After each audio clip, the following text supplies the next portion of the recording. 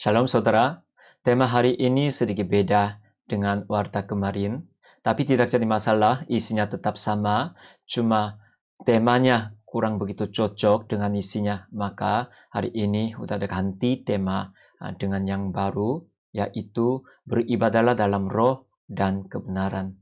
Oke, mari kita satu dalam doa. Tuhan Yesus yang baik dan begitu setia bagi kami semua. Hari ini pun kami begitu merindukan dapat dibimbing oleh firman-Mu yang hidup. Kami mau dapat dibasui oleh firman-Mu yang hidup, biar kami bisa hidup dan seisi rumah kami semua. Kobarkanlah hati kami yang kering, dan airilah jiwa kami Tuhan. Bangkitkan kembali lagi, pulihkan kembali lagi. Untuk hari itu Tuhan, basuhilah telinga kami, biar kami tepat mendengarkan firman-Mu dan mengerti dan sadar kehendak Engkau. Sembunyikan hamba ini yang sederhana di belakang salib-Mu. Hanya Engkau saja berfirman kepada kami semua. Hanya dalam nama Tuhan Yesus Kristus kami berdoa. Amin. Saudara-saudara, di dalam Injil Yohanes pasal 4 ini muncullah suatu kisah berbicara di antara Yesus dan seorang ibu datang dari Samaria. Oke, saya bacakan. Kata Yesus kepadanya, "Percayalah kepadaku, hai perempuan, saatnya akan tiba bahwa kamu akan menyembah Bapa bukan di gunung ini dan bukan juga di Yerusalem." Saudara-saudara, di sini terus dikatakan bukan di gunung ini dan bukan juga di Yerusalem. Karena pada waktu itu ada sedikit perbedaan di antara pendapat tentang ibadah. Karena orang Yahudi pikirkan harus beribadah di bait Allah yang didirikan di kota Yerusalem. Sedangkan kalau orang Samaria, mereka pikirkan karena di situ juga ada bait Allah, makanya mereka tidak jadi masalah untuk beribadah di bait Allah yang didirikan di daerah Samaria. Kenapa harus datang sampai ke Yerusalem? Apakah bait Allah di kota Yerusalem itu saja penting, itu saja benaran, sedangkan kalau yang di Samaria itu palsu atau tidak? Itulah yang menjadi isu yang panas bagi orang-orang yang percaya kepada Tuhan di antara orang Yahudi dan orang Samaria. Makanya dia nanyakan, apa itu benar? Waktu itu Yesus katakan, bukan hanya di Samaria, bukan juga di Yerusalem. Apa maksudnya? Tidaklah penting tempatnya. Tetapi saatnya akan datang dan sudah tiba sekarang, bahwa penyembah-penyembah benar akan menyembah Bapa dalam roh dan kebenaran. Sebab Bapa menghendaki penyembah-penyembah demikian. Tidaklah penting tempatnya, tetapi yang penting apa? Beribadah Allah Bapa kita dalam roh dan kebenaran. Itulah yang penting maksud Yesus Kristus. Lanjutannya Yesus katakan seperti ini. Allah itu roh. Allah itu roh sebagai Allah. Dan barang siapa menyembah Dia harus menyembahnya dalam roh dan kebenaran. Dalam roh ini huruf kecil. Yang ini huruf kecil, ya. Dalam roh kita dan kebenaran. Di sini katakan terus apa Yesus katakan, yang penting beribadah kepada Tuhan. Ini tidaklah penting di tempat manakah kita beribadah. Apakah di gedung gereja? Seperti sekarang, ya kan? Kita tidak bisa beribadah di gedung gereja karena sudah dilarang untuk untuk mencegah penyebaran COVID-19 ini. Makanya sekarang tidak ada satu orang pun yang beribadah di gedung ibadah. Tetapi kebanyakan orang Kristen mengadakan ibadah di rumah tangga masing-masing. Bukan hanya di Indonesia, di negara-negara yang lain juga. Tapi firman Tuhan katakan, tidaklah penting kita ibadah di gedung gereja, atau di rumah tangga, atau tempat kerja, atau sebagai seorang diri. Ibadah sejati itu tidak tergantung tempat tertentu. Tetapi ibadah yang sejati Itu tergantung sikap hati kita. Sekarang ibadah yang kita persembahkan kepada Tuhan itu berdasarkan daripada mana? Apakah berdasarkan daripada daging kita saja? Atau berdasarkan daripada jiwa kita saja? Atau berdasarkan daripada roh kita dan kebenaran atau tidak? Itu yang penting Yesus katakan. Saudara-saudara, memang begitu penting. Kita tidak bisa mengabaikan apa yang kita rasakan melalui ibadah yang sekarang kita jalankan. Karena kita beribadah di rumah tangga masing-masing, tidak begitu asik. Tidak ada alat musik, tim musik, dan singer, dan WR. Tidak ada pendeta di situ. Hanya dengan mulut kita naikkan dan jalankan ibadah. Makanya awalnya sangat kaku sekali. Meskipun saya sebagai salah satu pendeta, namun demikian pada awalnya saya juga merasa kaku sekali, tidak begitu asik, sulit konsentrasi untuk ibadah. Tetapi akhir-akhir ini saya benar-benar mengaku bahwa ada suatu sinergi yang terjadi di tengah-tengah ibadah rumah tangga. Itu sebabnya setiap saat ibadah rumah tangga, saya sedikit muncullah kerinduan dan pengharapan. Oh, hari ini bisa saya alami apa? Saya terus benar mengharapkan sesuatu. Karena melalui memberkati satu sama yang lain di antara anggota keluarga. Melalui mendukung, menopang, dan mendoakan mereka, kami dapat dihiburkan dan dapat ditopang, dapat diteguhkan. Itu yang terjadi. Sebelumnya tidak pernah kami bayangkan, itulah yang sekarang kita alami melalui ibadah rumah tangga kan. Makanya betul firman Tuhan ini, ibadah yang sejati itu tidak tergantung suatu tempat yang tertentu. Tetapi itu tergantung ibadah kita berdasarkan daripada mana. Itulah yang lebih penting. Seperti kita manusia disusun daripada 3 unsur, yaitu roh, jiwa, dan tubuh. Sama seperti itu, ibadah juga bisa juga berdasarkan daripada 3 dimensi ini. Kalau itu kita bisa nanyakan, karena Tuhan Yesus katakan harus beribadah dalam roh dan kebenaran. Kalau gitu, apakah ibadah yang berdasarkan daripada daging saja? Apakah ibadah kita yang berdasarkan daripada jiwa saja? Kalau yang ini bisa juga kita sebutkan ibadah jiwani. Sedangkan kalau yang berdasarkan daripada daging saja, yang tubuh saja, manusia lahiriah saja, yang ini kita bisa sebutkan ibadah lahiriah. Oke, itu saja sebagai kata istilah yang kita buat sekarang. Ya, apakah ada ibadah lahiriah saja? Apakah ada ibadah jiwani saja? Apakah kalau gitu ada ibadah rohani? Ya, betul ada. Asal kita menerapkan ibadah yang semua perilaku ibadah itu berdasarkan daripada skema di kemah suci, kita baru bisa mengerti tentang konsep tersebut. Kalau kita melihat skema kemah suci di bangsa Israel pada waktu mereka masih ada di padang gurun. Waktu itu punya skemanya seperti itu. Ada beberapa bagian. Yang bagian pertama ini adalah tempat Maha Kudus. Di situ mengalami kehadirat Tuhan.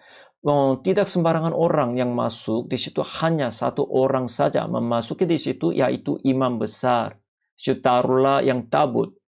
Kemudian tempat itu dipisahkan dengan tempat kudus. Area yang kedua itu disebutkan tempat kudus. Tempat kudus juga tidak sembarangan orang yang bisa masuk. Tetapi di situ juga hanya imam saja. Kalau tempat Maha Kudus itu imam besar saja masuk, sedangkan kalau tempat kudus ini yang kedua, ini imam bisa masuk dan melayani. Di situ diletakkan itu ada ukupannya dan lilinnya dan yang kandil, yang alias kandil dan tempat sajian. Itu yang sudah ditaruhkan di ruangan tempat kudus. Kemudian ada area yang ketiga, yaitu pelataran. halaman kan. Kalau di halaman ada beberapa tempat, ada beberapa meja untuk menyembelihkan binatang, dan juga ada mezbah untuk membakarkan semua korban bakaran. Dan juga ada tempat pembasuhan. Di situ akan dibasuhi tangan atau kaki sebelum memasuki tempat kudus. Kemudian setelah itu ada bagian yang lain, yang bagian ini pelataran bagi non-Yahudi. Karena kemah suci ini punya 4 bagian, maka kita bisa mengerti tentang ibadah berdasarkan 4 bagian ini. Bagian yang pertama, area yang pertama, yaitu pelataran bagi khusus non-Yahudi. Kalau area ini, para non-Yahudi bisa datang sampai ke situ, karena di situ sudah disediakan banyak berbagai meja untuk penukaran uang. Dengan uang, orang Yahudi bisa membeli berbagai binatangnya sebagai korban sembelian. Makanya di situ ada banyak tukang-tukang untuk menukar uang dan membawa yang korban sembelian dan binatang dan lain-lain. Ada juga yang banyak penonton.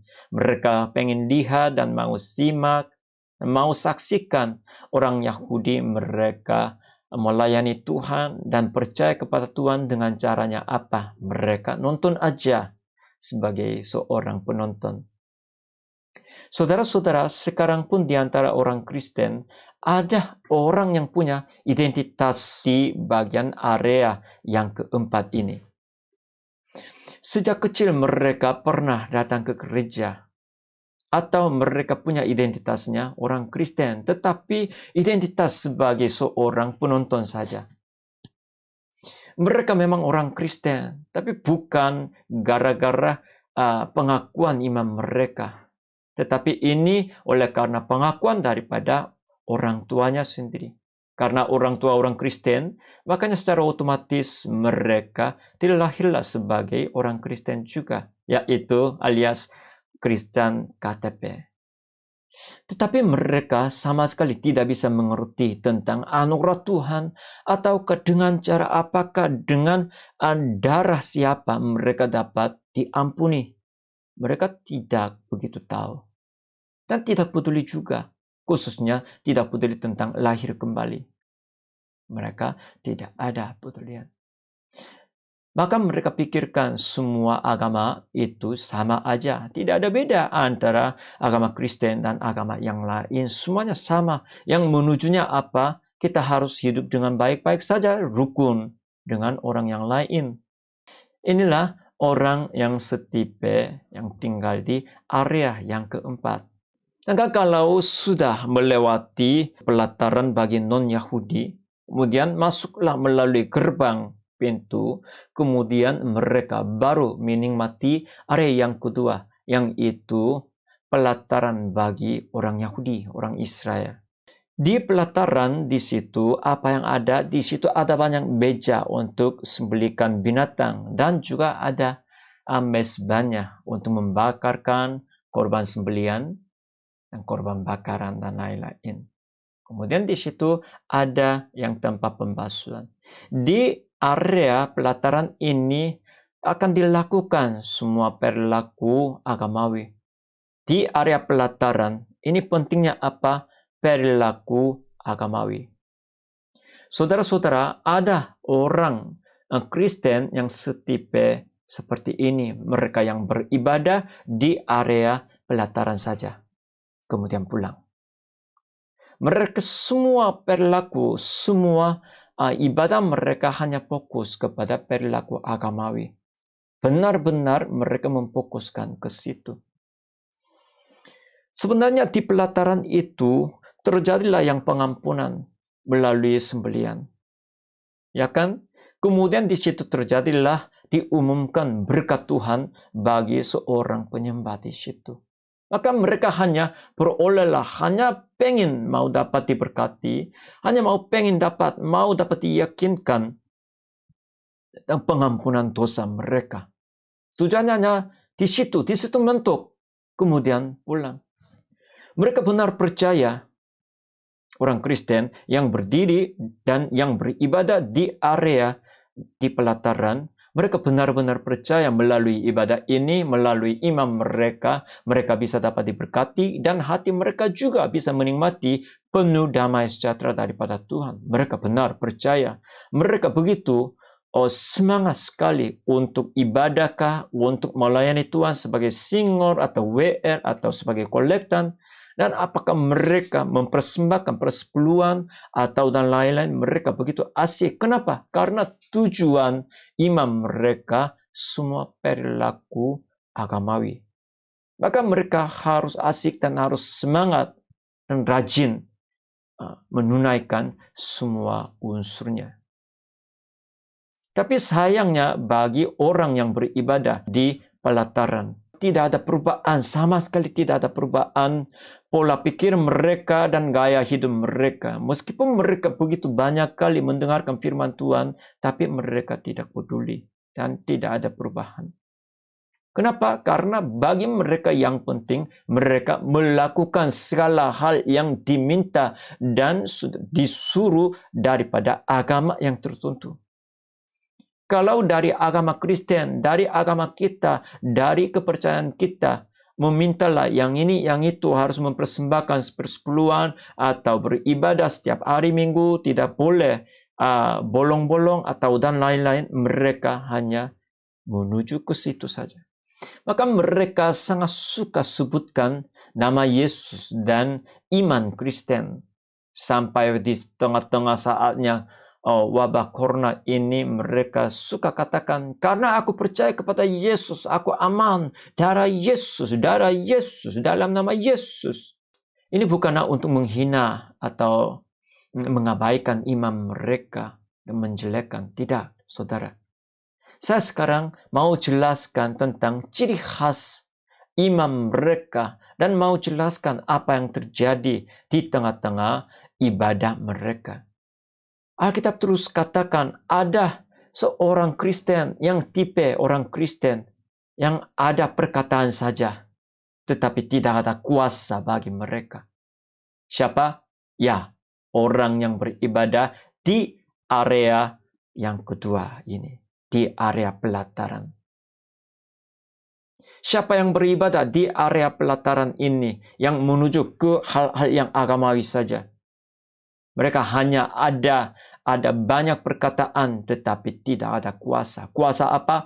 Kuasa untuk mengampuni kesalahan orang yang lain. Meskipun mereka begitu asik melayani Tuhan, asik menunaikan ibadah, tapi setelah ibadah mereka tidak mau. Mereka segan untuk mengampuni dan tidak suka merangkul kesalahan orang yang lain, kelemahan saudara yang lain. Mereka tidak punya kuasa untuk mengasihi orang yang lain, peduli kepada orang-orang yang membutuhkan pertolongan mereka. Mereka tidak punya kuasa untuk menahan, mengatasi semua pencobaan mereka. Mereka tidak punya kuasa untuk mengatasi semua penderitaan, semua badai hidup. Mereka tidak punya kuasanya. Mereka hanya pikirkan, mereka sudah dilahir kembali karena percaya kepada Yesus. Di situ mentok. Tidak sampai menuju ke rohnya. Saudara-saudara, Alkitab Injil Yohanes pasal 6 ayat 63 terus dikatakan apa yang memberi hidup adalah roh. Daging sama sekali tidak berguna. Tetapi mereka terus terikat dengan hal yang daging saja. Yang dilakukan secara daging. Sepertinya ini ada roh dan jiwa dan daging kita, tubuh kita. Tapi mereka hanya berdiri di tempat ini, kemudian baru pulang. Tidak mau melanjutkan sampai ke bagian jiwa. Tidak mau, tidak peduli untuk mau memasuki di dimensi, di dunia roh. Mereka hanya merasa puas di sini, di bagian ibadah lahiriah di sini. Karena sudah melakukan ibadah. Karena sudah menunaikan ibadah. Itu saja tidak apa-apa. Mereka tidak peduli apakah melalui ibadah ini saya sudah dapat diberkati. Apakah melalui ibadah ini roh saya sudah dapat dijamah atau tidak. Tidak peduli. Sayang sekali. Yang penting saya dapat diberkati melalui pendeta, melalui doa penutup. Itu sebabnya tidak mengerti juga harus dapat dilahir kembali dalam roh dan air. Mereka nanyakan, kenapa harus dapat dilahirkan? Bukankah aku sudah dapat dilahirkan karena sudah percaya kepada Yesus? Betul. Nikodemus pun dia percaya kepada Allah Bapa yang hidup. Tetapi kepada dia Yesus katakan, kalau kamu mau masuk ke surga, kalau kamu mau dapat diselamatkan, harus dilahir kembali dulu dengan air dan dengan roh. Kenapa Yesus katakan kepada Nikodemus padahal dia adalah seorang ahli Taurat? Dia benar-benar percaya kepada Tuhan dan dia benar percaya kepada Yesus. Tapi Yesus tetap katakan kepada dia supaya dia harus lahir kembali dengan air dan dengan roh. Jikalau kita pikirkan, aku sudah membalas budi atas pengorbanan Yesus Kristus melalui pelayanan saya. Karena sekian lama waktu saya sudah melayani Tuhan sebagai pendeta, sebagai seorang WR, sebagai seorang kolektan, sebagai seorang pengerja di gereja. Sebagai seorang Kristen, saya sudah sekian lamanya mempersembahkan persembahan bersepuluhan. Berarti iman kita juga masih berdiri, masih hanya sentak-sentak di area pelataran saja. Kemudian kita balik kembali lagi. Tidak peduli sampai ke mau memasuki ke tempat kudus, bahkan sampai ke tempat maha kudus. Makanya di Malaki pasal 1 ayat ke-10. Di situ katakan seperti ini. Sekiranya ada di antara kamu yang mau menutup pintu di mana? Pintu bait Allah. Sekiranya ada di antara kamu yang mau menutup pintu bait Allah. Supaya apa? Supaya jangan kamu menyalakan api di mezbahku dengan percuma. Aku tidak suka kepada kamu, firman Tuhan semesta alam. Dan aku tidak berkenan menerima persembahan dari tanganmu. Saudara-saudara, saking tidak sukanya, saking malunya, Tuhan sempat bicara kepada hamba-hambanya. Biar tutupi pintu gerbangnya di bait Allah. Supaya orang Yahudi, orang Israel tidak lagi datang dan tidak lagi mereka berani katakan, aku percaya kepada Tuhan. Dengan mulut mereka berani katakan, aku percaya kepada Tuhan, aku rajin ibadah, aku setia beribadah kepada Tuhan. Tetapi tangannya penuh dengan dosa. Tangannya tidak mau berubah. Hatinya tidak mau berubah. Pola pikirnya masih tetap mau menikmati sepertinya yang lama. Masih mau pegang manusia lahiriah ini. Manusia lama, hidup lama. Tidak mau lepaskan. Itulah ibadah yang dilakukan oleh mereka. Itulah disebutkan ibadah lahiriah. Tidak mau maju. Tidak mau tingkatin. Tidak peduli untuk memasuki dan menikmati yang dunia roh. Yesus katakan beribadahlah dalam roh dan kebenaran. Bukan dengan hanya lahiriah saja. Bukan dengan hanya tubuh kita saja. Bukan dengan hanya daging saja. Bukan hanya dengan yang agamawi saja. Itu yang masalah. Kita harus meningkatkan supaya ibadah kita level up daripada ibadah lahiriah, ibadah agamawi. Di situ menuju ke ibadah di tempat kudus, bahkan beribadah di tempat maha kudus sampai menikmati roh Tuhan. Jikalau udah dekat di akhir zaman, di dalam 1 Korintus pasal 3 ayat ke-13, di situ udah saksikan bahwa akan datanglah ujian dengan api yang panas. Sehingga apa yang sudah kita lakukan dan sudah kita layani bagi Tuhan, itu akan diuji, akan dibakarkan semua. Setelah dibakarkan, apa yang tidak berguna di hadapan Tuhan, itu akan terhangus semua. Dan di situ diwujudkanlah apa yang sebenarnya di dalam iman kita. Kelihatannya imannya bagus, selalu sebutin Yesus, Yesus. Lalu sebutin darah Yesus, dalam nama Yesus. Tetapi melalui ujian ini, akan timbul sebenarnya. Sekarang sudah datang wabah corona ini, di saat suasana wabah corona udah timbullah yang sebenarnya di dalam hati kita, di dalam iman kita. Sebelumnya kita kelihatannya rajin melayani Tuhan, rajin menunaikan ibadah, tetapi setelah sudah dipindahkan tempat ibadahnya daripada gedung gereja ke keluarga masing-masing. Bagaimana ibadah tetap berjalan dengan normal semaksimal mungkin? Banyak orang sekarang katakan dan mereka menikmati ibadah yang streaming service. Tapi melalui ibadah streaming service bagaimana? Melalui YouTube, imammu masih berkobar-kobar atau tidak? Apakah saudara masih bisa meminum air yang hidup melalui ibadah itu? Saudara, ibadah yang sejati tetap bisa meminum air yang hidup, meskipun tempat itu bukan gedung gereja. Asal ibadah kita itu bukan untuk gara-gara ibadah lahiriah saja, ibadah agamawi saja. Jangan hanya fokus kita kepada semua perilaku agamawi. Tujuan kita tidak ada pada di situ. Tapi melalui perilaku agamawi itu, kita mau menemukan hal yang hidup. Menemukan yang hidup. Menemukan yang berkobar-kobar. Menemukan yang berasal daripada roh. Karena yang memberi hidup adalah roh, bukan daging. Kemudian ada area yang kemudian, tempat kudus. Tempat kudus ini dikhususkan bagi imam saja. Di tempat kudus diletakkan, di situ ditaruhkan tempat ukupan dan tempat sajian dan juga ada kandilnya. Di situ akan melakukan semua pelayanannya bagi Tuhan oleh imam. Kalau kita gantikan kalimat ini, orang-orang yang sangat dekat sama Tuhan saja bisa memasuki ke situ. Betul. Di antara kita juga, siapa yang begitu mendekati Tuhan, begitu merindukan akan Tuhan. Mereka lah dengan berani mau memasuki ke bagian tempat kudus dan melakukannya, menikmati semua firman Tuhan di situ dan menaikkan doanya.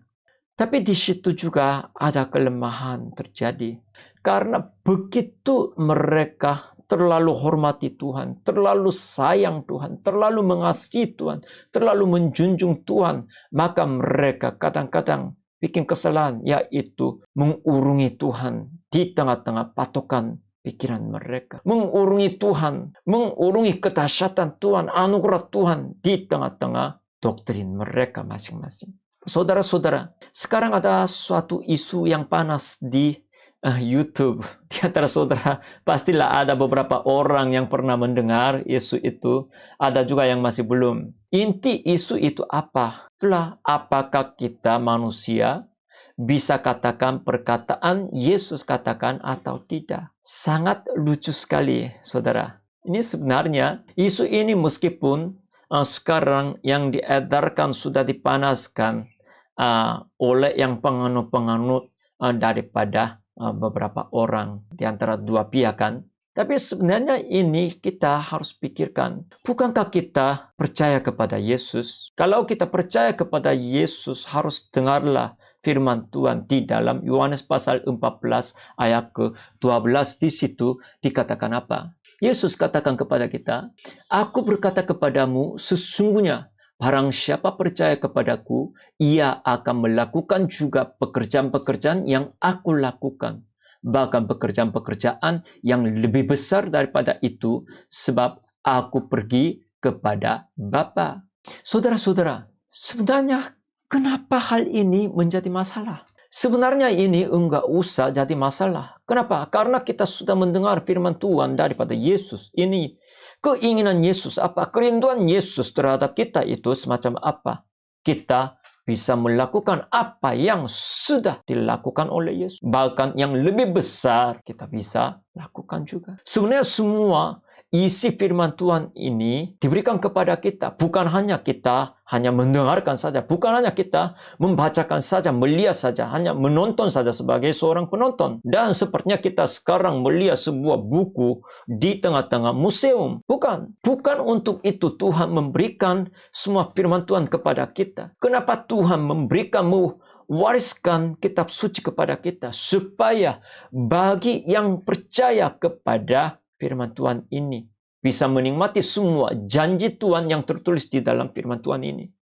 Supaya kita menikmati, supaya kita memegang semua janji-janjinya. Jikalau apa yang dikatakan daripada Tuhan Yesus itu adalah janji Tuhan, itu benar, kenapa tidak bisa kita menggunakan janji itu? Supaya menerapkan semua firman Tuhan di tengah-tengah kehidupan kita, supaya kita hidup, supaya kita dapat dibebaskan daripada semua kutuklah. Maka Tuhan berikan semua firman Tuhan kepada kita. Saudara-saudara, sebenarnya yang menjadi isu di dalam internet ini yang begitu memalukan orang Kristen, dua-duanya ada kesalahan.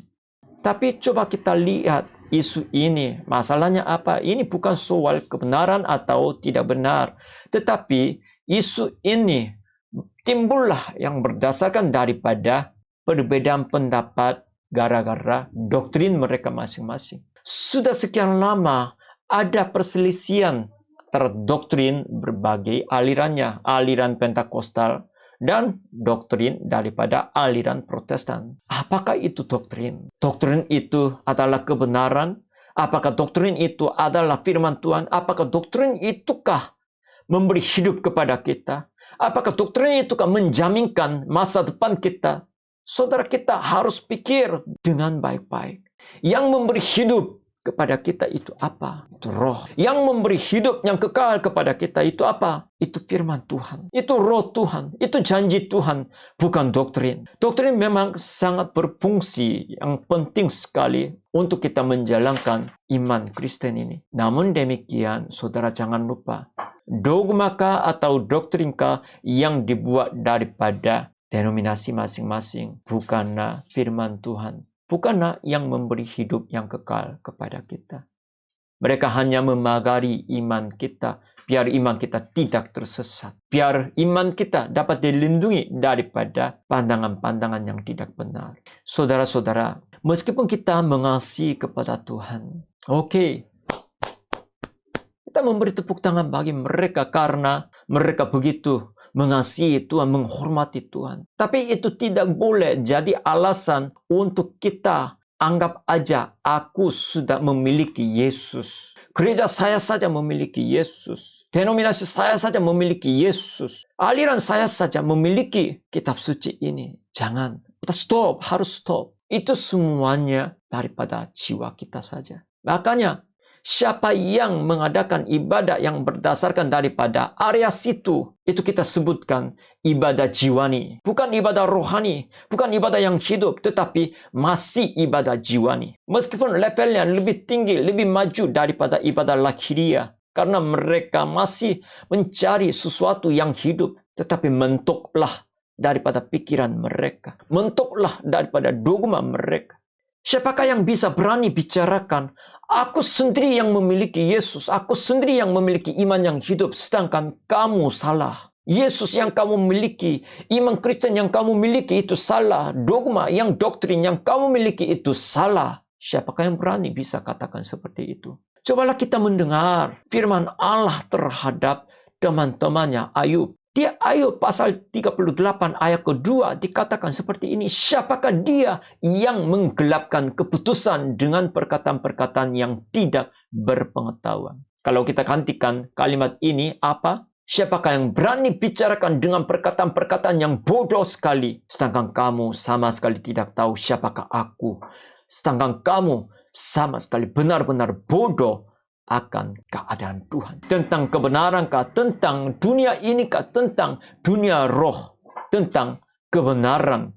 Sebenarnya, meskipun kita katakan, meskipun kita sudah belajar sampai S3 yang di bidang teologi saja pun, kita masih bodoh tentang kebenaran Tuhan. Saudara-saudara, kita harus mengaku hal ini. Kita masih bodoh. Ketika ditanyakan daripada Tuhan, apakah kamu mengenal aku? Apakah kamu udah mengetahui segalanya? Kita harus jawabin, Tuhan, aku bodoh di hadapanmu. Harus kita katakan dengan rendah hati. Bukan hanya kepada Tuhan saja, tapi kepada orang yang lain juga. Kita harus katakan, aku bodoh. Pengetahuan aku miliki ini sederhana dibandingkan Engkau, Tuhan. Hanya sebagian saja. Saudara-saudara, pernahkah lihat es gunung atau gunung es yang di tengah-tengah lautan itu? Yang kelihatan cuma sedikit, tapi yang tidak kelihatan besar sekali. Tidak bisa dibandingkan yang kelihatan ini. Tetapi pengetahuan kita tentang Tuhan, tentang Alkitab, tentang kebenaran ini tidak bisa dibandingkan yang kelihatan ini juga. Ini masih mending besar. Tapi pengetahuan kita akan Allah, tentang kebenaran itu, saudara jangan lupa, benar-benar kecil ketika bandingkan dengan yang sebenarnya. Jangan berani katakan sepertinya teman-teman Ayub. Jangan berani katakan dan mengeluh kepada Tuhan sepertinya Ayub. Ketika Tuhan nanyakan kepada Ayub dan kepada teman-temannya, mereka tidak ada satu orang pun yang mengeluarkan sepatah kata pun sebagai jawaban terhadap pertanyaan Tuhan. Jikalau kita mengalami kehadirat Tuhan secara nyata, semua argumentasi kita, semua bincang-bincangan kita secara teologi dan secara doktrinnya, itu semuanya akan jadi tenang, akan jadi diam, karena baru sadar itu semuanya sia-sia. Kita butuh sekali harus masuk sampai ke tempat Maha Kudus. Tidak boleh ibadah kita, tidak boleh iman kita hanya sentak-sentak dan udah konkret berdiri di tempat kudus saja. Ibadah jiwani ini harus ditingkatkan, harus maju sampai ke ibadah rohani, ibadah yang hidup. Saudara-saudara, di tempat keempat, di area keempat, di tempat Maha Kudus, di situ taruhlah ada apa? Ada tabut. Di dalam tabut ada apa? Di situ ada hukum Taurat, yaitu 2 buah batu. Dan taruhlah di situ sebuah tempat yang berbahan emas, di dalamnya ada manna. Dan juga ada barang apa? Yaitu sebuah tongkat yang kering daripada Harun, yang pernah bertunas baru. 3 benda ini disimpanlah di dalam tabut. Dan tabutlah ditaruhkan di tempat Maha Kudus. Di situ tidak ada Tuhan, hanya taruhlah tabut. Tetapi anehnya, ketika imam besar memasuki tempat Maha Kudus yang ditaruhkan tabut itu, disitulah dia mengalami kehadirat Tuhan. Dia menikmati kehadirat Tuhan di situ. Di tempat ini tidak sekedar kita begitu gila-gila dan asik-asik menyanyikan pujian, tapi setelah pujian sudah tidak asik lagi pada saat mendengarkan firman Tuhan. Di Sadiko KKR seringkali kita lihat begitu banyak pengerja yang tim musik dan tim singer dan WL begitu asik melayani Tuhan. Tapi udah jadi saatnya untuk mendengarkan firman Tuhan, mereka baru keluar pintu di ruang ibadah. Kemudian di luar mereka melakukan masing-masing, tidak konsentrasi untuk mendengarkan firman Tuhan. Tidak ada setipe orang seperti itu di tengah-tengah tempat Maha Kudus. Di tempat Maha Kudus hanya ada kehadirat Tuhan.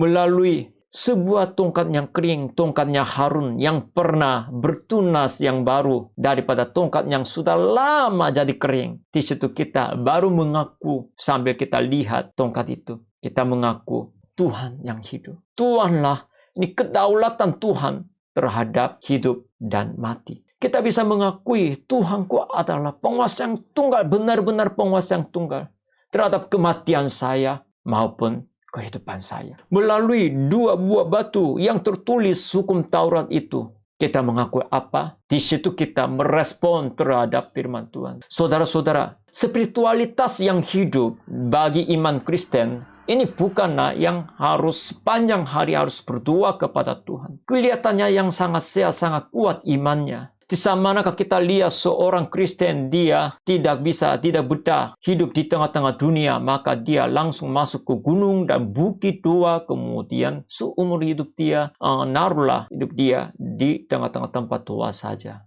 Memang bagus sekali. Tapi saudara tahukah, spiritualitas iman Kristen yang baik dan yang sehat tidak ada pada situ. Tetapi yang iman kita yang sehat itu kita di tempat Maha Kudus. Di situ kita baru ketahuilah hati Bapa di surga. Hingga mengutuskan anak yang tunggal karena dia begitu mengasihi akan dunia ini. Seperti tertulis di dalam Yohanes pasal 3 ayat ke-16. Begitu besar kasih Allah akan dunia ini sehingga ia mengaruniakan anak yang tunggal. Dia mengaruniakan anaknya tunggal. Apa maksudnya? Sembelihkan anaknya yang tunggal. Korbankan anaknya yang tunggal. Curahkan darahnya anak yang tunggal. Untuk tebuskan, untuk selamatkan saudara dan saya. Barang siapa yang berdiri di tengah-tengah tempat Maha Kudus, dia barulah rasakan dan sudah sadar hati Bapa di surga. Sehingga dia tidak diam terhadap dunia ini. Malah dia mencampur tangani, ulurkan tangan untuk campur tangani, untuk selamatkan,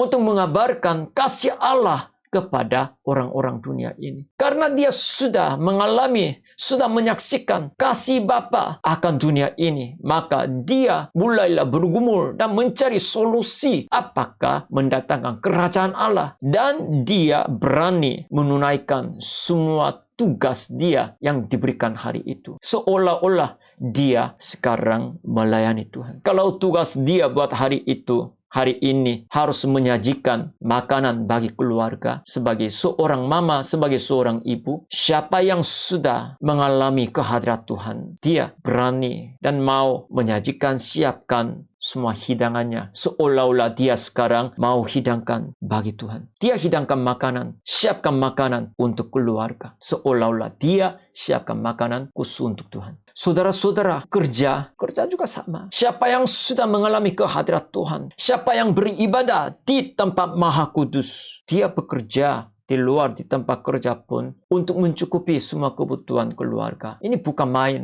Tapi seolah-olah dia bekerja di ladang Tuhan. Dia begitu bekerja dengan setia. Kemudian ada ditaruhkan disimpanlah yang mana. Mana itu apa? Mana itu makanan rohani. Karena dia sudah merespon terhadap firman Allah. Maka disitulah diberikan makanan rohani. Diberikan damai sejahtera yang berasal daripada tempat tinggi. Stefanus, waktu dia mau mati, waktu itu pun dia tidak goyah. Karena hati dia sudah dipenuhi dengan damai sejahtera. Malah dia dengan berani hati dia beritakan kebenaran kepada bangsa Israel. Bagi orang yang sudah mengalami kehadirat Tuhan, bagi orang yang sudah beribadah di tempat Maha Kudus, sambil merespon terhadap firman Tuhan ini, mereka ada kesamaannya, yaitu hati mereka dipenuhi dengan damai sejahtera. Dan damai sejahtera yang mereka miliki, ketenangan yang mereka miliki itu tidak ada satupun yang bisa rebutkan. Rasul Paulus sedang berjalan di atas kapal perahu yang sedang ditangkap, dibawalah ke penjara. Tapi datanglah angin topan di tengah-tengah lautan, sehingga semua orang tersiksa sampai merasakan sebentar lagi mereka mati. Semua orang mereka begitu berjuang supaya mereka selamatkan diri. Waktu itu hati Rasul Paulus tidak dimakan daripada angin topan itu, kekacauan itu, suasana itu. Tetapi hati dia tetap tenang. Melainkan hati dia rela korbankan, rela membantu orang-orang yang sedang kacau untuk selamatkan mereka. Itulah yang damai sejahtera yang tidak bisa direbutkan daripada dunia. Terbukalah tingkap langit bagi mereka. Saudara-saudara, di dalam Markus pasal 15 ayat 37 sampai ke ayat 38, di situ dicantumkan keinginan Yesus sendiri. Coba kita bacakan. Lalu berserulah Yesus dengan suara nyaring dan menyerahkan nyawanya. Ketika itu tabir bait suci terbelah dua dari atas sampai ke bawah. Saudara-saudara, ada keinginan Yesus ketika Yesus mati di atas kayu salib. Alkitab katakan dan tuliskan bahwa tabir di bait suci itu sudah terbelah dua. Apa maksudnya tabir itu? Fungsinya apa? Memisahkan tempat kudus dan tempat maha kudus. Siapa yang mau memasuki sampai ke tempat maha kudus sudah terblokir gara-gara tabir itu. Inilah tempat batasnya. Meskipun mau beribadah secara roh, tapi terbatasin di situ. Tapi Yesus sudah mengoyakkan tabir itu, sudah mengoyakkan batas itu yang membatasi kita untuk meminum yang hidup, supaya kita berani datang sampai ke tempat maha kudus dan di situ menikmati air yang segar, makanan rohani, supaya kita hidup. Yesus sendiri mengoyakkan tubuhnya diri sendiri. Yesus sudah mengoyakkan tabirnya di situ. Kita harus mengerti kehendak Yesus Kristus. Dia begitu menginginkan supaya kita menikmati kehadiratnya melalui ibadah. Saudara-saudara, janganlah kita hanya merasa puas karena kita sudah menunaikan ibadah hari Minggu. Jangan. Memang itu pun sangat saya menghargai perilaku saudara karena tidak lupa beribadah di rumah tangga. Tapi jangan puas di situ. Tujuan kita tidak ada pada situ semua perilaku agamawi saja. Tidak. Itu bukan tujuan kita. Tapi tujuan kita apa? Kita harus tembuskan sampai ke tempat Maha Kudus. Dan di situ kita harus mengaku dan harus menyaksikan kedaulatan Tuhan atas kehidupan dan kematian kita. Di situ kita harus mengalami semua firman Tuhan dan beranilah responi atas firman Tuhan. Dan juga di tempat Maha Tinggi, Maha Kudus di situ kita harus mengalamilah semua makanan rohani yang memberi hidup, yang mengairi jiwa kita, roh kita. Kita harus bisa menikmati segalanya. Yang memberi hidup kita adalah roh, bukan daging. Sekarang sudah diadakan PSBB. Selama PSBB sudah diberikan waktu yang khusus untuk kita berhadapan dengan Tuhan. Pergunakanlah waktu yang selama 2 minggu ini. Pergunakanlah waktu ini untuk lebih mendekati Tuhan. Untuk kita memasuki sampai ke tempat Maha Kudus. Untuk berhadapan Tuhan bagi seorang diri, pribadi ke pribadi. Dan nikmatilah semua dunia roh dan semua hidupnya kekal. Tuhan Yesus memberkati. Mari kita berdoa. Terima kasih Tuhan, hari ini juga kami mendengarkan firman Tuhan. Sekarang kami berdiri di area mana Tuhan? Ibadah keluarga kami, ibadah pribadi kami, iman kami sekarang berdiri di area di mana? Apakah area di pelataran bagi non-Yahudi? Apakah kami berdiri di area pelataran bagi orang Yahudi? Sehingga hanya ibadah saja, lakukan ibadah saja kemudian langsung pulang. Tidak mau mencicipi firman. Tidak mau menikmati kehadiran Tuhan. Ataukah ibadah kami cuma ibadah jiwani saja. Sehingga terus mentok-mentok dan kurungkan kewahyuan Tuhan, kedaulatan Tuhan di dalam doktrin kami, di dalam pikiran kami. Atau kami benar-benar menikmati hidup yang kekal, menikmati kehadirat-Mu, jamahan-Mu di tengah-tengah tempat Maha Kudus. Oh Tuhan, bimbinglah kami semua, biar kami menikmati kehadirat-Mu, menikmati air yang hidup melalui ibadah yang hidup juga. Tuhan, terus bimbinglah ibadah kami, ibadah keluarga kami. Hanya di dalam nama Tuhan Yesus Kristus kami berdoa. Amin.